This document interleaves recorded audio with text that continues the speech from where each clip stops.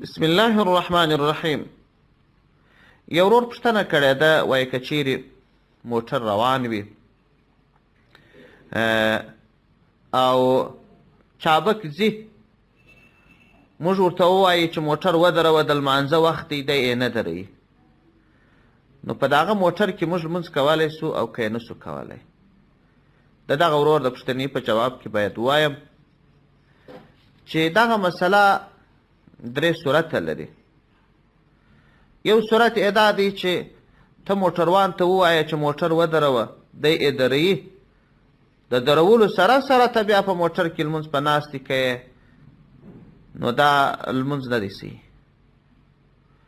او دوهم صورت دا دی چې ته موټروان موټر نه دروي، خو تا ته د دې موقع یي چې موټر مخ پر قبله باندې روان وي، ته په دې کوڅه کې په ولاړې باندې لمونځ وکړې، هم رکوع وکړې، هم سجده وکړې، دا بلکل صحیح دی.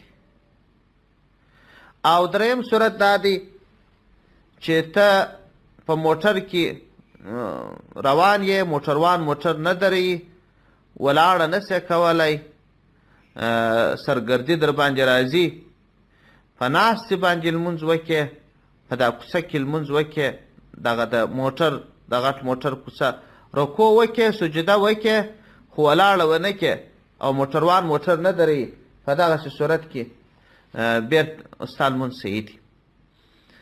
او یو څلورم صورت هم پکښې جوړېږي، هغه دا دی چې د قبلې جهت هم معلوم نه وي او ته رکوع او سجده هم ونه کړې، بلکې په اشاره باندې لمونځ وکړې، نو چون په دغه موټر کې دغه رکوع او سجده کول ستا دپاره ممکن دي، ته راولاړ سې هلته پر رکوع باندې او پر سجده باندې رکوع و سجده پرېږدې او دغسې په اشاره باندې لمونځ وکړې، د دغه لمونځ راګرځول بېرته در باندې لازم دي. خو دا یوه خبره یاد ساتل پکار دي چې دغه د قبلې جهت د اول ځل لپاره لازمي دي، وروسته که بدل سی هم پروا نه کوي.